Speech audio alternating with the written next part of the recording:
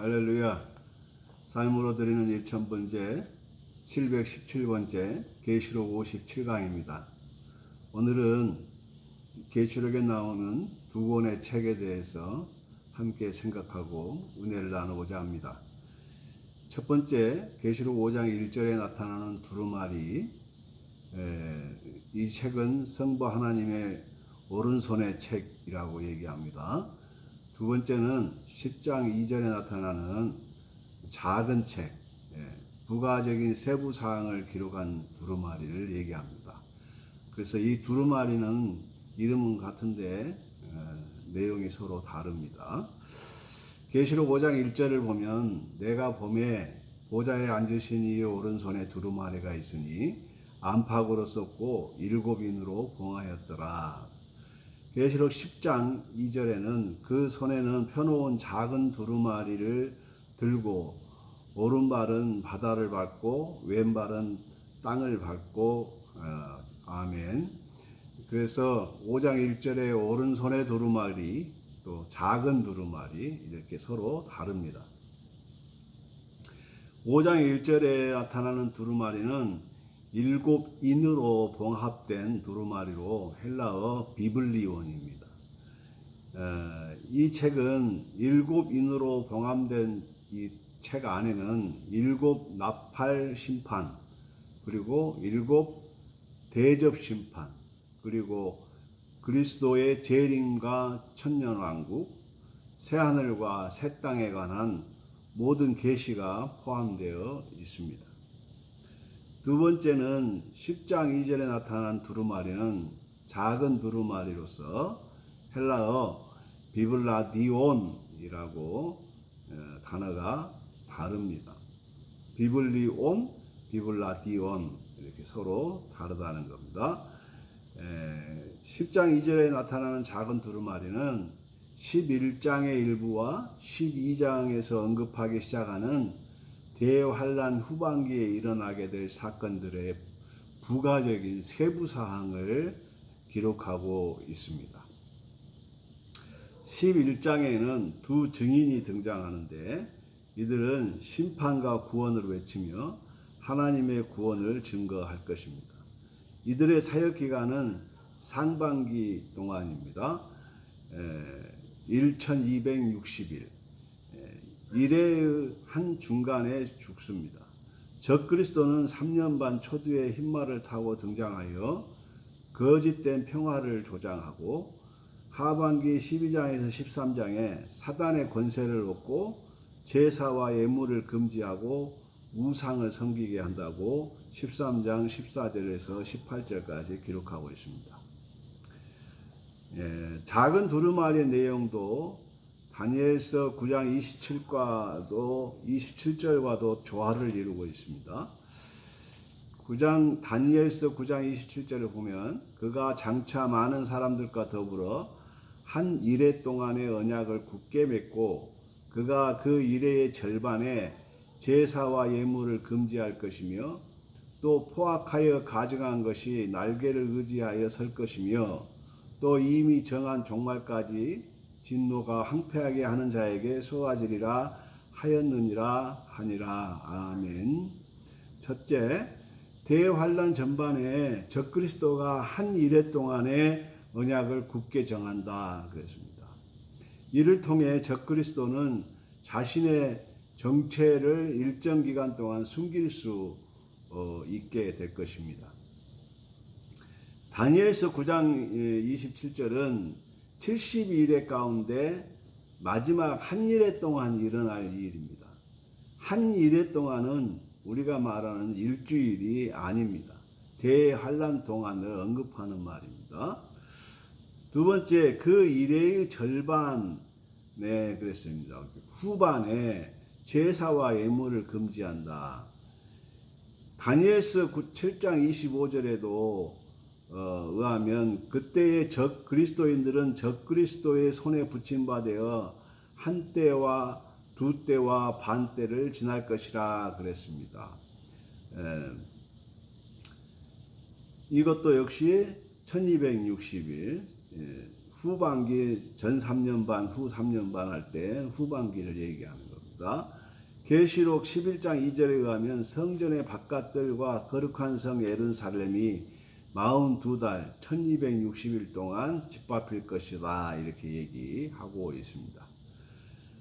다니엘서의 12장 11절에 의하면 멸망케 할 미운 물건이 가증한 것이 성전에 세워져 1290일을 지날 것이다 그랬습니다. 계시록 13장 5절에 의하면 짐승이 적그리스도가 42달 동안 권세를 받아 그리스도인들을 박해하고 예배를 폐지할 것이다. 이는 데살로니가 후서 2장 4절의 말씀과도 일치합니다. 자, 이들은 잔인하고 포악하여 미운 물건, 가증한 것이 날개를 의지하여 설 것이다. 적그리스도는 가증스럽게 신성모독을 하며 자신을 섬기게 할 것이라는 겁니다. 요한은 계시록 10장 10절에 내가 천사의 손에서 작은 두루마리를 갖다 먹어버리니 내 입에는 꿀같이 다나 먹은 후에 내 배에서는 쓰게 되더라는 경험을 합니다. 이 말씀은 대환란 시대 후반기에 일어나게 될 사건들의 부가적인 비밀이 이해될 때에 기쁘게 받아들여집니다. 그러나 이 시기에 하나님께 돌아서고자 하는 자들은 순교와 고난이 닥칠 때 견디기 힘들어질 것입니다. 하지만 최종적인 구원의 소식은 약이 된다라는 뜻으로 해석해 볼 수 있습니다. 자, 성부 하나님의 오른손에 있는 책은 뭐냐? 요한은 성부 하나님의 오른손에 있는 책을 보고 있습니다. 오른손에 있는 책은 삼중 구조로 되어 있습니다. 첫째, 하나님의 오른손에 있다. 둘째, 안과 밖으로 쓰여 있다. 셋째, 일곱 인으로 봉해져 있다. 이렇게 삼중 구조로 히브리인들의 문장 구조인 삼중 구조로 되어 있죠. 안과 밖으로 되어 있다 그러는 것은 양면으로 되어 있다라고 하는 겁니다.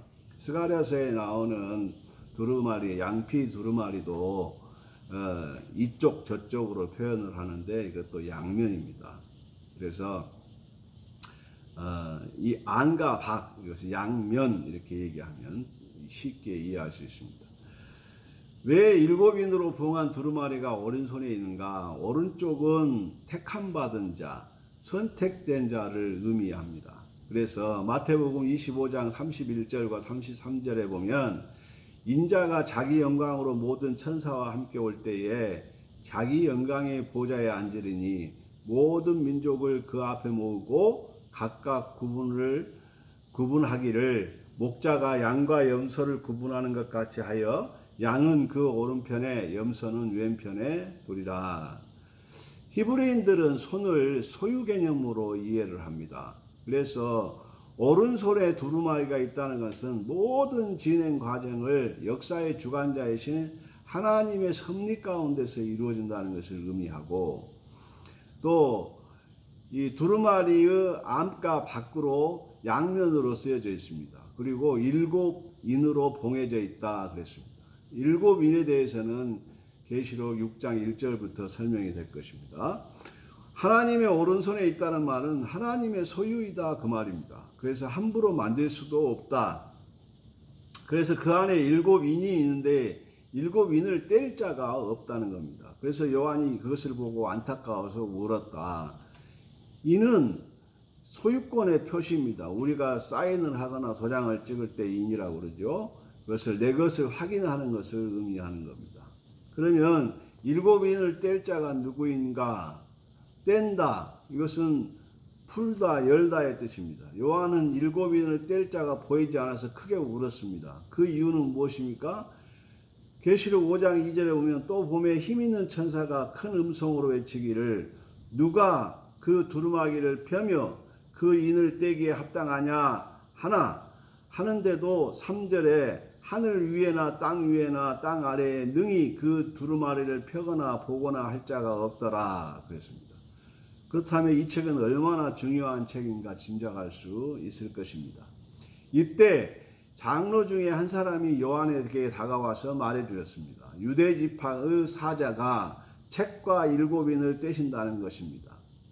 그래서 이에 고개를 들어 보좌와 내 생물과 장로들 사이에 서신 죽음 당하신 어린 양을 보게 됩니다. 이것이 6절입니다. 이를 보면 그리스도의 두 모습이 소개됩니다. 재림 때 사악한 자들을 심판하시는 강한 사자의 모습과 초림 때 희생 제물로 죽으신 어린 양의 모습으로 보여지게 됩니다. 그럼 유대 지파의 사자의 모습이라는 말은 뭔 말인가? 창세기 49장 9절에 야곱의 예언으로 말미암아 사자가 되었습니다. 유다는. 그래서 유다는 사자 새끼로다. 내 아들아 너는 움킨 것을 찢고 올라갔도다. 그가 엎드리고 웅크림이 수사자 같고 암사자 같으니 누가 그를 범할 수 있으랴 그랬습니다. 예수님의 두 가지 모습이 보여지는데 하나는 사자의 모습과 어린 양의 모습으로 보여진다는 겁니다. 사자의 모습으로 주님이 보실 때는 심판의 자의 모습으로, 또 어린 양의 모습으로 보일 때는 희생양의 모습으로 보입니다. 유대 지파의 사자가 7인을 떼신다 그랬습니다. 창세기 49장 10절에 보면 규가 유다를 떠나지 아니하며 통치자의 지팡이가 그 발 사이에서 떠나지 아니하기를 실로가 오시기까지 이르르니 그에게 모든 백성이 복종하리로다. 아멘. 자, 여기서 규는 뭡니까? 홀이라고 얘기하는 규는 다스리는 권력의 상징이며 권위의 표현입니다. 그러면 유다로부터 나오는 메시아는 규를 가지고 지니고 계시는데 시편 23편 4절에 여호와께서 의의 길로 행하는 자기의 종들을 보호하는 의미로 비유적인 측면에서 사용된 주의 지팡이와 막대기가 규이라고 얘기할 수 있습니다. 에스더서에서는 제왕의 규이란 의미로 4번 나옵니다. 에스더 4장 11절, 5장 2절, 거기에서 2번, 8장 4절에 1번, 이렇게 해서 4번 나옵니다. 자, 두 번째는 실로. 실로는 규를 가지신 메시아를 얘기합니다. 창세기 49장 10절은 메시아가 오실 때까지 규가 유다를 떠나지 않을 것이라고 하는 의미입니다. 규는 뭐라고요? 막대기와 지팡이. 이 지팡이와 막대기는 이 히브리인들에게 권위를 상징하는 권력의 상징이기도 합니다. 자, 그것을 가지고 계신다. 자, 두 번째, 일찍 죽음당한 어린 양의 모습. 첫 번째는 유대 지파의 사자의 모습이고, 둘째는 일찍 죽음당한 어린 양의 모습이라고 그랬는데, 초림 시에 우리를 위해서 죽어주셨던 그분의 모습이구나, 이렇게 생각하면 됩니다. 일찍 죽임을 당한 것 같다라는 표현은 1차적으로 2000년 전 십자가 구속 사역을 의미합니다. 히브리인들은 이보다 앞서 소개되는 창세기 3장 21절 가죽옷을 지어 라는 단어를 떠올립니다. 그 이유는 성경에서 가장 먼저 피 흘린 동사로 소개된 단어가 지어라고 하는 단어이기 때문입니다. 창세기의 지어라는 단어의 의미는 출애굽기에 인도하여 낸 단어의 의미로 룻기에서는 기업을 물을 자 이렇게 달리 표현이 됩니다. 자, 여기서 신약에서는 십자가 이렇게 단어의 의미와 같은 것으로 언어의 흐름이 같은 피 흘린 동사를 얘기합니다. 일찍 죽임당한 어린 양은 그를 믿는 자가든 누구든지 자기 죄에서 구원받게 하시기 위하여 희생 제물로 오셨다. 그래서 창세기부터 나왔던 어린 양이 이분이었구나 하고 연결을 시키는 겁니다. 자, 그분은 일곱은 완전을 뜻하고 뿔은 전능한 능력을 뜻합니다. 일곱은 완전을 뜻하고 눈은 전지한 지식을 뜻합니다. 그러니까 일곱 뿔과 일곱 눈은 전지 전능을 얘기한다. 뿔은 뭐라고요? 능력. 눈은 뭐라고요? 지식. 그래서 전지전능한. 예. 자, 이긴 자, 세 번째 이긴 자로 표현이 됐습니다. 인을 뗄 자격은 이긴 자여야 합니다. 그리스도는 모든 사람의 죄 문제를 해결하기 위하여 십자가에 피 흘리셨으므로 사단과 그 세력을 이기셨습니다. 창세기 3장 15절에 내가 너로 여자와 후손이 되게 원수가 되게 하고 내 후손도 여자의 후손과 원수가 되게 하리니 여자의 후손은 내 머리를 상하게 할 것이요 너는 그의 발꿈치를 상하게 할 것이라 하시고 이렇게 표현하셨습니다. 그래서 이긴 자가 되셔야 됩니다. 요한복음 16장 33절에 이것을 너희에게 이르는 것은 너희로 내 안에서 평안을 누리게 하려 함이라. 세상에서는 너희가 환난을 당하나 담대하라. 내가 세상을 이겼노라. 아멘.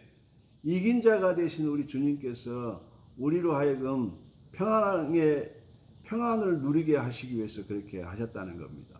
우리를 위하여 십자가 지시고 희생하신 모습으로 이제 요한의 눈에 보여지고 있는 것입니다. 오늘 그리스도는 십자가를 통하여 죄를 이기시고 또 사단과 그 세력들을 이기시고 그리스도의 이기심은 어린 양의 모습으로 희생 제물이 되어 이기셨다는 겁니다. 죽음으로 이기셨습니다. 자신을 희생하여 십자가에서 피 흘리심으로 이기셨다는 겁니다. 그래서 인을 뗄 자의 자격을 가지신 분은 누구시다? 그리스도 예수 메시아이시다라고 얘기하고 있는 것입니다. 오늘 이 두 권의 책과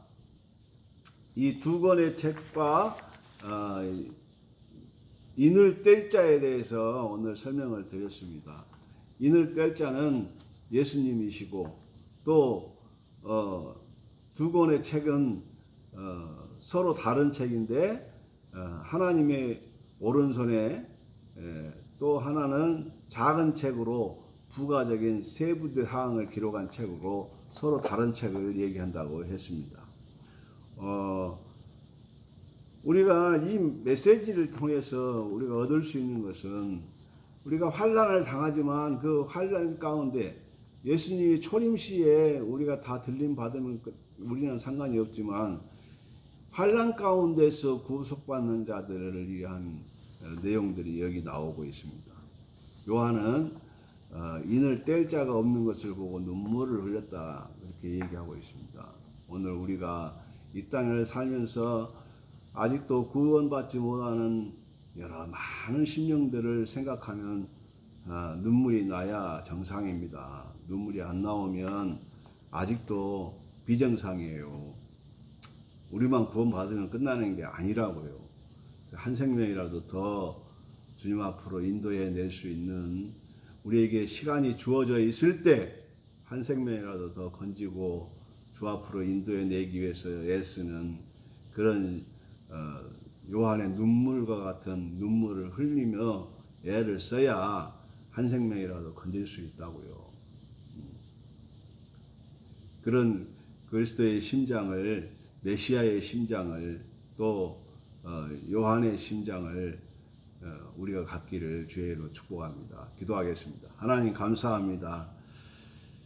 우리에게 시간이 있을 때 한 생명이라도 더 구원해 낼 수 있는 생명을 살릴 수 있는 능력과 힘이 우리들에게 있게 해 주시고 하나님의 전지전능하심이 우리에게 있게 해 주셔서 우리가 참으로 환난이 닥치기 전에 들림받게 하시고 또 한 생명이라도 더 건져낼 수 있도록 은혜를 더하여 주시어서 우리의 사명을 잘 감당하게 하여 주시옵소서. 예수님 이름으로 간절히 축복하고 기도하옵나이다. 아멘. 할렐루야. 감사합니다. 다음 시간에 뵙겠습니다.